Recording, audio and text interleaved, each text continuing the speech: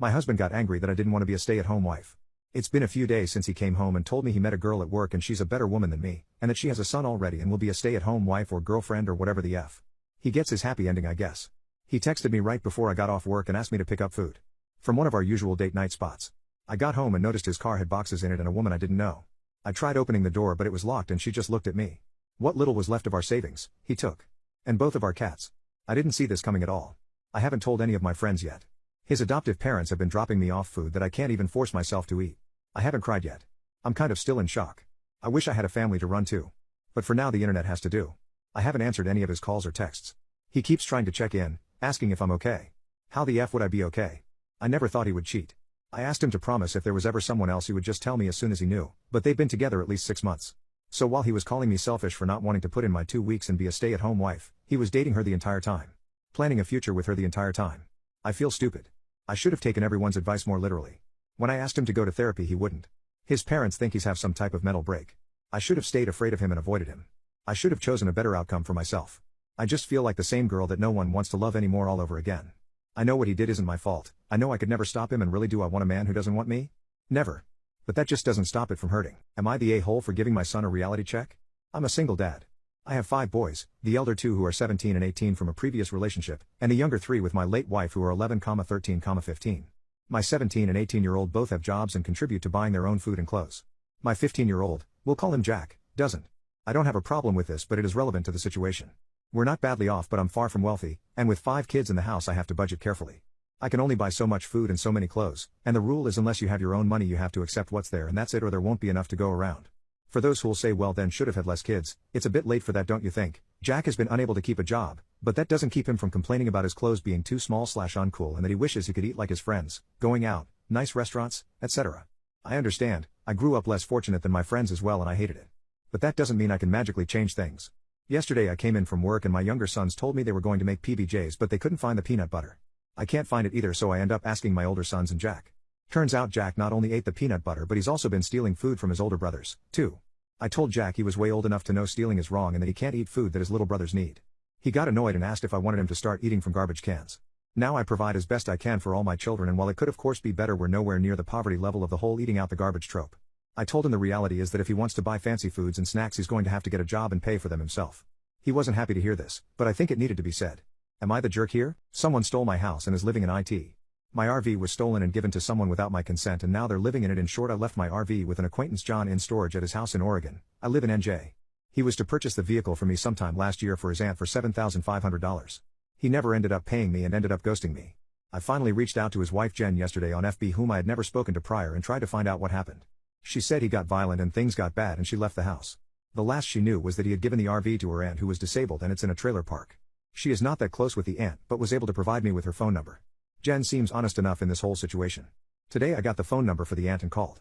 She had an old, raspy voice, and didn't sound in great shape. Immediately on answering you had a feeling of like, oh God, this is not who I want in my RV. She said that John had given her the RV because she was homeless. I told her I didn't authorize any of this and that if she would be willing to pay me $7,500 for the RV we could settle it between ourselves and I would not have to report it stolen.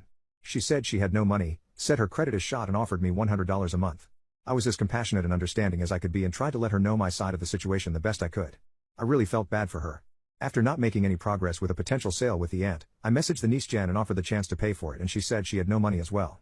I also reached out to John who had not spoken to me since January and I threatened to call the police on him if he did not pay me for the RV. He said to go talk to his ex-wife because she had screwed him over and to do what I had to do and never call him again. So here's the options as I see it. Report it stolen.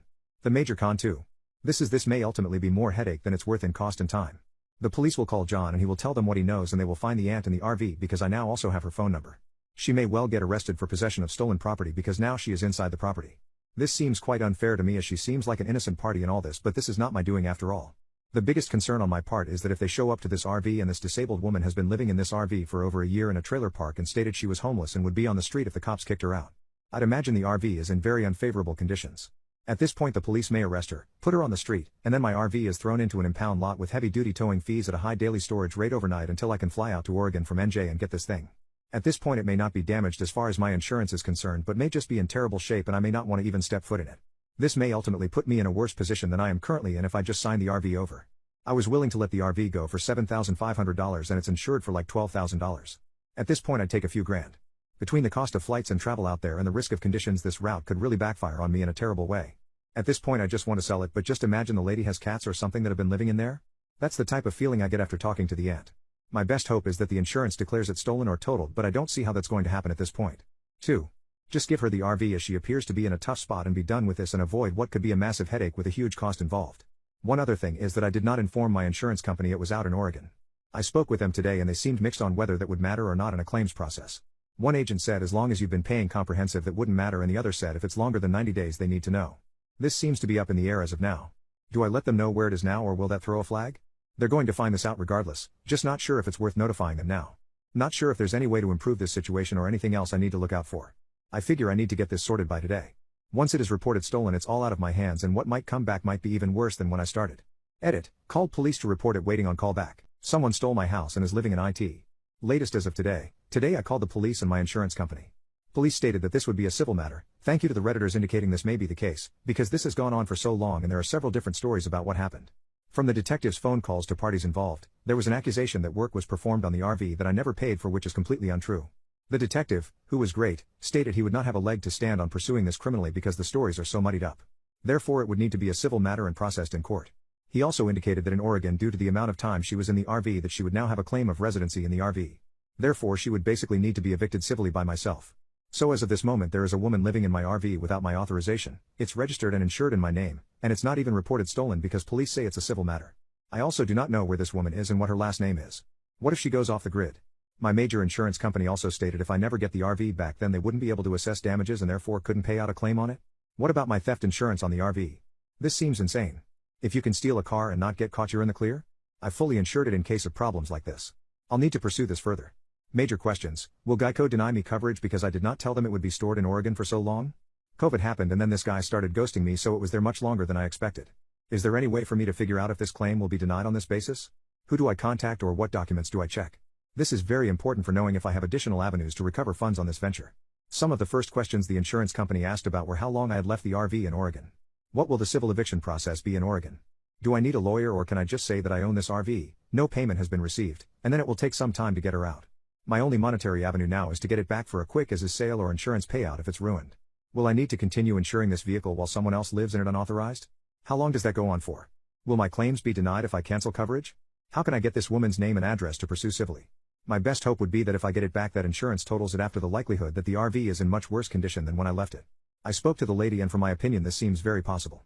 This also means that my best hope might be the insurance payout rather than me getting it back and selling it myself. Therefore my insurance question about 1. Is very important to figure out right now. And yes, I do realize a lawyer will likely be in my future. I feel like I'm ready to leave my marriage to my husband. My husband and I have been together for around 8 years and married for a little over a year. We met during work. I felt like he was the one for me at the time, but red flags started showing up very quickly. I am a plus-sized woman and can be very insecure at times, and he has never once made me feel any better. He has only made me feel worse. Once when he was spending the night at my apartment when we first started dating, he told me it's okay, you can lose weight. The real kicker is he said this when he thought I was asleep. I told him I heard him months later. He made up excuses. I tried to forgive him, but the words still sting. The most recent issue is that I was offered a much higher position at my work. This required me to move a few hours away from where we were living into a different state. This wasn't something I took lightly, and I had discussed it with him prior to even applying for the position. Side note, I was asked to apply for this job, so the chances of me getting it were very high. When I asked him if he would be willing to move and look for work there, he said yes, so I applied. While I was waiting to hear back, he decided to apply for a job locally that was better than his current position. I thought it was totally fine. It was a better opportunity, and if I didn't get this job it would be a good fit. However, I got the job. I took the job as soon as I was offered it because he had already said he was excited and willing to move. Turns out his plans had changed without him talking to me. He ended up getting the other job and was suddenly completely fine living apart from me, without discussing long distance with me at all. I'm happy he got the job, but I'm mad he didn't even look for work near me or try and be with me. I have been living alone for around 5 months and he hasn't kept a single promise he gave me. He hasn't called often, he barely talks to me, and when he does, all he really does is complain, and he doesn't visit me often even though I'm only 4 hours away. I don't expect him here every week, but I have now visited him more times than he has visited me. He constantly makes up excuses for why he can't visit, and went as far to say that I should visit twice in a row because I could only visit 2 days due to how busy I am with work. The thing that I can't get over is the fact he didn't even really try to see me on Christmas. He and I both worked, but he didn't bother to try and make it up that weekend. Eventually I just told him don't bother. There are so many other issues I could list with our intimacy life, how he watches porn constantly but our intimacy life is almost non-existent, how I feel more like a mother than a wife, how he will always side with others rather than me, but it would be too long of a post. I think a huge reason I'm staying in this relationship is because I am deathly afraid of being alone. Thank you if you took the time to read this all. Advice is welcome or just words of encouragement.